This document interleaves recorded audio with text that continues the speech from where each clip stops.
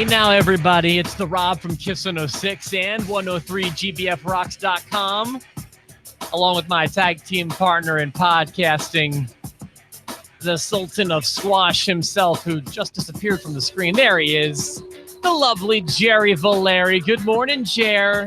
Good morning, Rob. Welcome back. How was your time in Pennsylvania? How was your time with your family? Well, it was a bummer I didn't get to see you, big guy, but it was still a very nice time back home. Happy to be back. Super Mario baby shower. I can't think of a better way to do it. Man, it's what we do. It's what we do. Player 3, get ready. Time to get another controller. I'll tell you, it's player 3 hasn't been the problem here lately. It's been our four-legged player 3. Oh boy, yeah. I mean, we forget now. Before they add to the family. They added to the family. You added another baby, another dog. Jerry begged me not to do it, but I defied his orders. I didn't beg you not to do it. All I said was, hey, pal, just a quick reminder. You've got a baby coming soon. And I know dogs and babies are tough early. Listen, your house has enough love for everybody. I don't disagree with that. I just know it's a lot of work, and there's a lot of work coming your way that you're just not ready for. This was it wasn't great timing, but if I was going to wait until the next opportunity I had to adopt a golden retriever puppy, 3 things I wanted to adopt: a golden retriever and a puppy. That sounds like an impossibility. It doesn't happen. It doesn't happen. I wish it would have happened on a week, not 2 days before when I was leaving.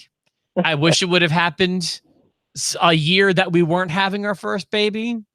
But this opportunity fell into my lap, and I wanted to bring a golden retriever into our household. How was traveling 10 hours in a car with 3 dogs? Honestly, I'll take the 3 dogs before I take the pregnant one. It depended on which state we were in. We're honest here. Listen, it's an honest, safe zone. Neither one of our wives watch this podcast. As long as nobody rats us out in the comments, we're fine. Well, she would just. I was doing better as the driver with the dogs than she was as the passenger with the dogs. Got it. She wasn't unpleasant to me. She was unpleasant to the poor dogs who were just trying to probably get comfortable. Sure. It was a lot of traveling for a young Daisy who's oh boy. And then also I'm pretty sure I'll be at work tomorrow. I'm pretty sure I'm getting surgery in a few hours. Today's surgery day. Yeah, I'm getting this thing put into my back with wires running up and down my spine. They didn't say anything about taking off of work though. I can drive tomorrow, so I'm hoping I can still show my face at work. You could be worn down, bub. But yeah, I would like to hopefully have. I think this might be the rare 4-episode week, if possible. Well, Wednesday I can't do Wednesday because I have a broadcast unless we do one later. Like if it's a little later, like 12:30 your time. Okay, I can see where I'm at. On Wednesday, and Friday I'm leaving right after my show. I'm going to New York City. So, well, theoretically, we should have. Hopefully, we're going to recap last week here today. Tomorrow, we should have stuff to talk about from Raw, like we certainly do today. Yeah. We've got SmackDown recap Wednesday. Hopefully, we can make that happen. We'll try, and then predictions. We have another pay-per-view on this weekend, so predictions on Thursday. Extreme Rules, and I gotta tell you, my interest is starting to get piqued for Extreme Rules. I'm interested to see how they do pay-per-views because they sure changed the way they do Raws last week.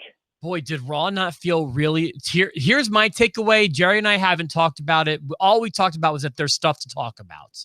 There is stuff to talk about from both nights, really. Yeah. To me, more so from Monday.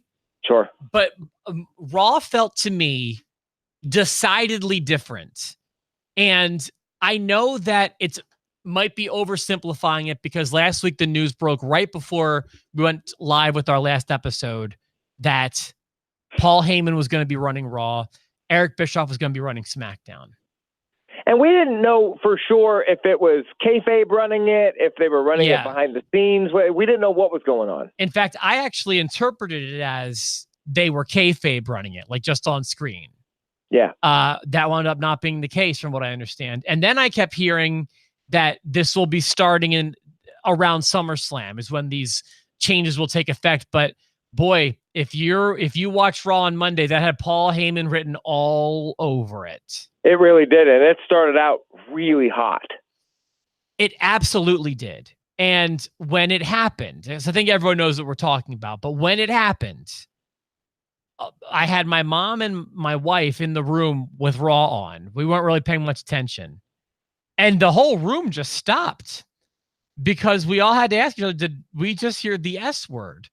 And I had to explain to them that in all the years that I've watched wrestling, I've never once heard them say that.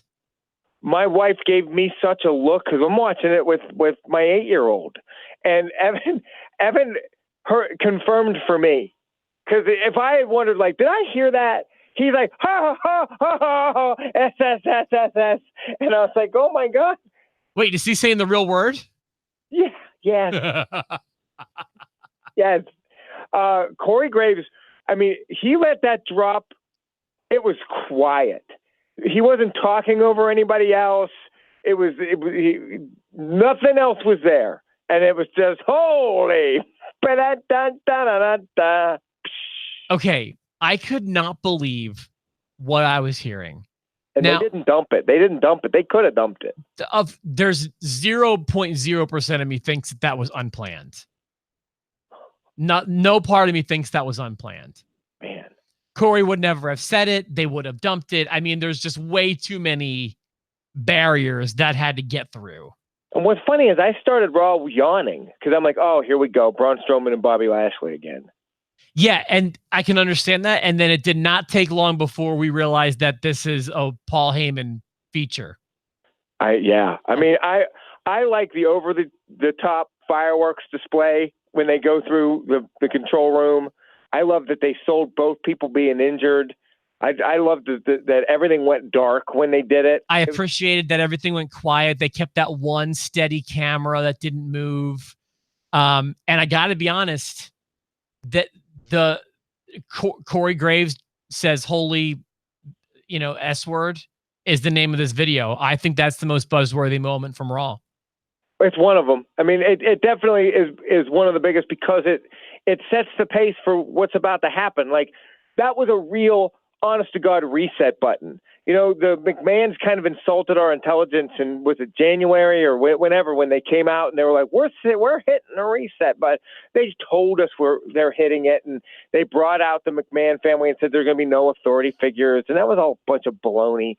And then they never followed through. This was just, we're going to change it. We're going to change a bunch of stuff, and we're going to make this a really fun show. And it started with that. I thought that was A+ way to start the show. So it absolutely was. And the show continued for me. Like there were definitely boring spots, I suppose. But I mean, there's another thing that I'm just as excited to talk about. I wonder if it's the same thing as me. Go ahead. So I have, I should write this in my phone before I forget. As weird as this is going to sound, I think there's a potential, I can't believe I'm going to say this, Maria Kanellis promo of the year. Oh.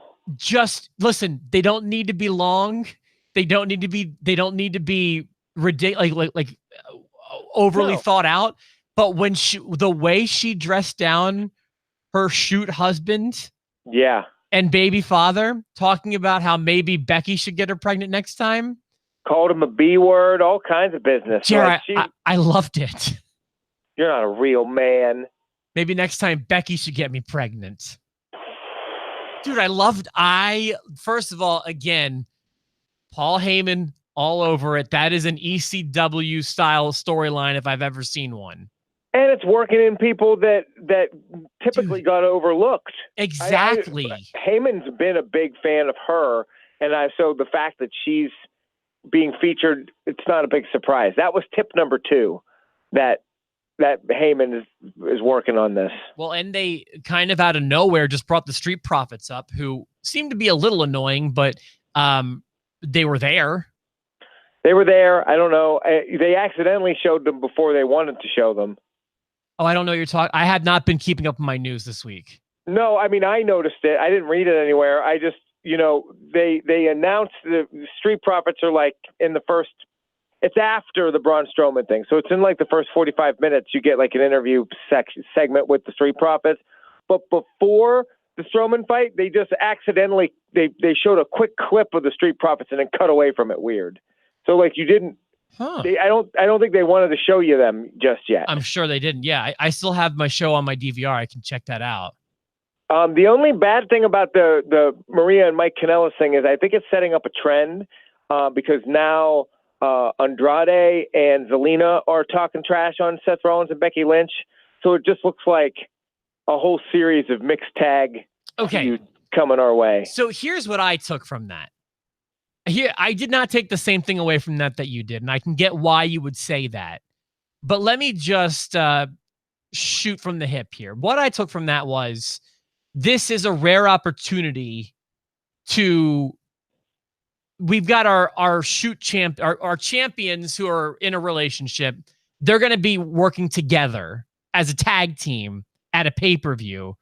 A really good way to warm them up is by working with other couples. Like I think that's actually a good idea that will go away after the pay-per-view. Your window of opportunity is small.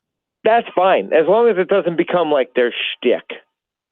Yeah, I don't think it's going to be personally, but I could be wrong. And again, I stayed off of, I haven't read anything this week.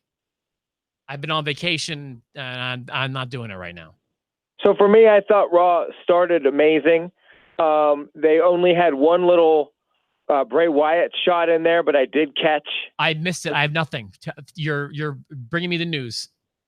Okay, so in fact, one of my complaints is going to be between both shows. Unless Bray Wyatt's the guy knocking on the door, I had no reference to Bray at all. There were two this week, one on Monday and one on Tuesday, and I may mix them up, but I'm pretty sure. When Miz was walking down the hallway, again, Abby showed up, or was it Apollo Crews? One of them got Abby, and then one of them got Mercy. Interesting. So Miz and Apollo. Okay, so Apollo Crews would have been Tuesday. Okay, and Miz would have been Monday. I'll check. I want to see those. I'll check those out. Good. Yeah. That you just made me happy because I was worried that. With all the change in direction that Bray might be overlooked.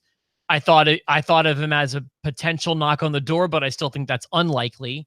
And I think that's unlikely as well. And I'm glad that who I have been hearing about. Go ahead. Because I want to say quickly. It seems to me like the Miz could be a big target. It's been him 2 weeks now in a row that keeps getting Abby. I'm actually I don't read as much into that either, personally. Okay. Just because he got it twice, does that mean he's like more of a target than Kofi and Apollo? I just don't see it, personally. Okay. That's just me. Anyway, I keep hearing, and I hope it's not, and it shouldn't be. There's many reasons why it shouldn't be. But I keep hearing it's Randy Orton knocking on the door. I think so. I've heard that too, but I haven't heard any real reason why other than it's Randy Orton. Yeah, and I don't want to believe it, especially because that would be counterintuitive. Like Randy would kick the door in if he really wanted a match.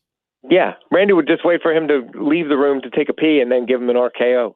And it's so wrestling that they're like, who's knocking on the door? Like the knock happened, 2 weeks ago tomorrow, but they still won't reveal who it is. They're not going to tell us until Sunday, which leads me to believe that the person that knocked on the door is indeed the gobbledygooker. But as a fan who is watching and the way I like stories told, I prefer to wait till Sunday. But I would have had the knock happen tomorrow. Exactly. That's the way I would have done it. Whatever they're doing it, I think that if you're going to get a better product from Heyman than Bischoff, I do believe that. Okay, so let's talk about that too. That's a good point. Yes and no. And let's just say Heyman wrote Raw and Bischoff wrote SmackDown, which is possible, and also possible that they didn't. Heyman's more of a brilliant wrestler, just a wrestling guy. He can do anything in the wrestling business, whereas I think the set of skills that Bischoff brings to the table is more specific. Bischoff did some good stuff, man. I'm trying to think if I agree with what you're saying, and you might be right. I just need to see something other than the NWO from Bischoff, and we never have. Like, it's like one. I get it. When the one trick you have is the NWO, calling you a one-trick pony is insulting. But it is the one thing that he had, and it turned out to be the best wrestling angle ever. But that's the one. Heyman's got to look. Heyman's rap sheet is just, it has more success, I think. I will say I think I agree with you, but I think it's closer than you do. Okay. Remember, WCW got out of pocket when things got crazy, and that was not Bischoff's doing, really. And Bischoff gets blamed for that. And so does Russo to an extent, but Russo probably deserves more. But here's the thing, and radio works this way too. When you have too many cooks in the kitchen, the soup gets spoiled. Yeah. You know, and with one person, whether you're talking about Vince, whether you're talking about Paul, whether you're talking about Bischoff, if you're in control of the product and you don't have to answer to people over your head, you are probably going to put out a better product than a show that has 4 people making those decisions. And when Bischoff was in that situation, he really shone. He really shined. I'm interested to see it. So I will also say, I bet you, and I'm just theorizing here, just throwing ideas at you, I bet you Bischoff's love for wrestling has dwindled more than Paul's has. Yeah. Paul has stayed active in wrestling the whole time. Even when it wasn't WWE, he was always involved with Brock on some level. But I think that he still has a passion for booking wrestling more so than Eric Bischoff does. Eric Bischoff wants to make money.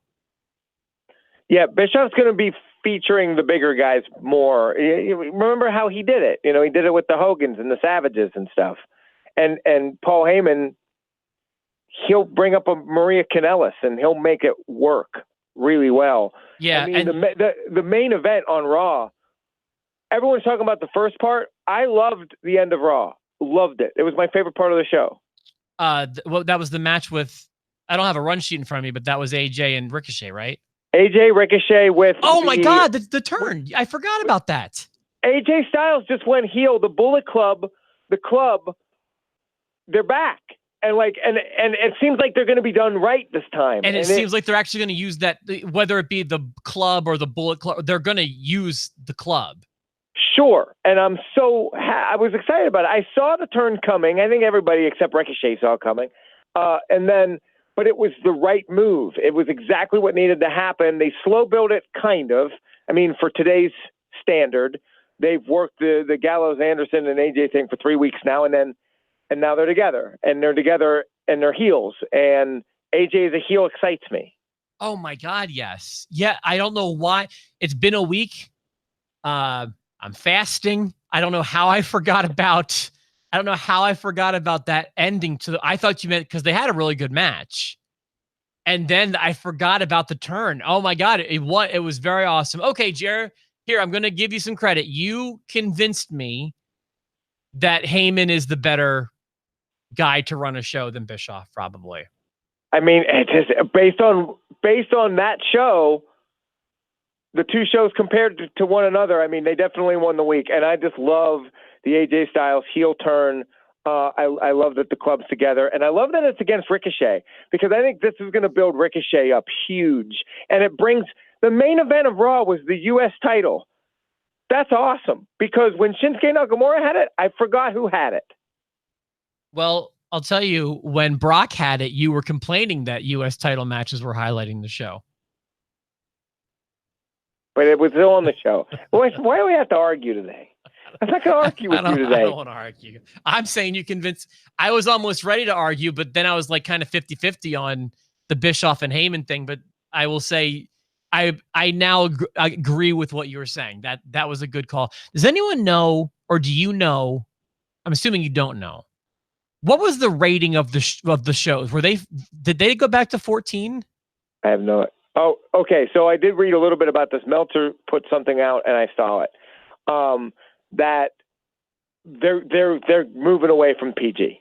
But I don't know if it was officially 14 last Monday. Yeah, that's my question, because SmackDown, while still not the most R-rated thing I've ever seen, but they had a pretty visible middle finger from a star.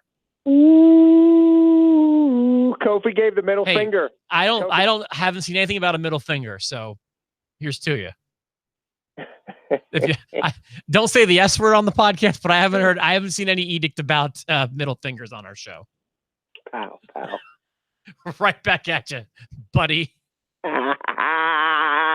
I liked how, you couldn't see it for a while. Did you notice that? Joe was kind of blocking it. I had to rewind my DVR, just double check that what happened. It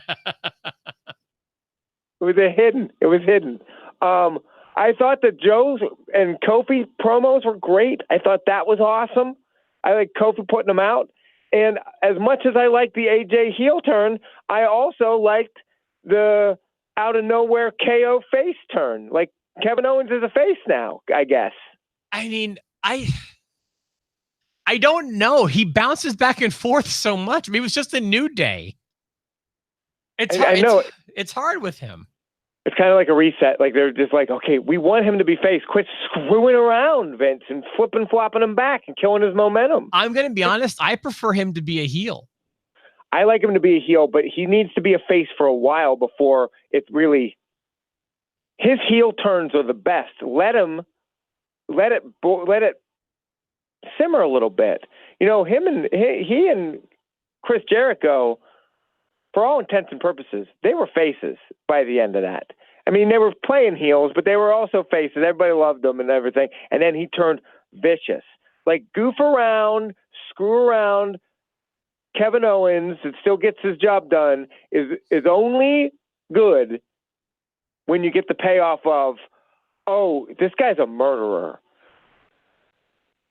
Kill Owens, kill. Fight Owens, fight. Get him. I want to go back in time and give myself 2 middle fingers right in my own face, because there was a time where I didn't get Kevin Owens. You didn't I liked him immediately. It was a short time on the main roster, and to be fair, I never said anything bad. I always just said I still need to be convinced. And your complaint was you can walk down the streets of Evansville and see 16 Kevin Owens. You can. If that's okay. I actually now appreciate that he looks different than the bodybuilder type. Okay. I'm totally okay with that. And he's really athletic. He pulls stuff off. So another thing you said that I might need some convincing on is that you're excited for Sunday. What happened this week that got you more excited? Because I am still thinking it's not looking great. The show wasn't a hot trash mess. Fair enough. Nothing changed on the card, but if they're going to, they have arguably the best talent in the world. I mean, I know someone's going to point to some AEW talent and point to New Japan and blah, blah, blah, blah, blah. But arguably WWE, I mean, they've got the roster. Okay. And so you put them all at Extreme Rules and write a good show. It's going to be a good show. Just stop writing garbage. So I don't know, the way that Raw played out, it made me more excited because. So there wasn't a match that got out of that tickled you? No. I mean, I think that the Undertaker being in there is. Yeah, I don't care so much about that. I don't care about what I think is the main event. Let me look at the card here. Yeah, pull that up if you don't mind, and let's go through it together, kind of, and I'll start putting my predictions together in my head. But right now, I'm just concerned about, do I think there'll be good matches? So. Where do you want to start, Jer? Well, I've got to find a card first. You know how hard that can be. Don't go to WWE's website. They might have it. Like, you know how I really want added to this card? I really want. Just tell me the Canellises are going to be on the show, and I'm excited. Tell me, Canellis, are they going to be on the show? I don't see them on there yet. Are you ready? Yeah, let's do it.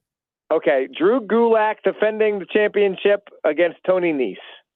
That's fine. It'll probably be pre-show. There's a chance I won't even see it.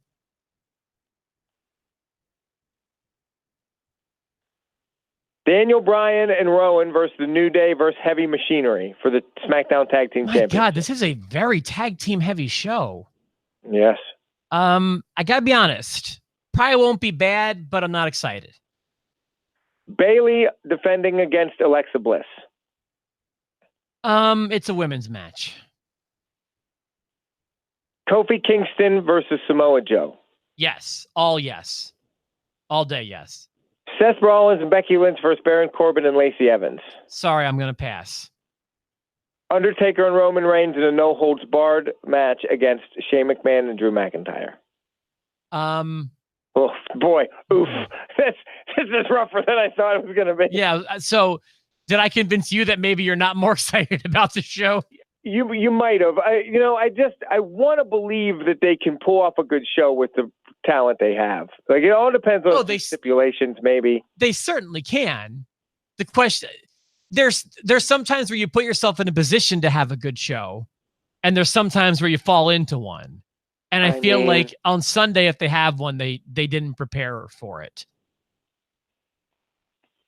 Yeah. And there's only two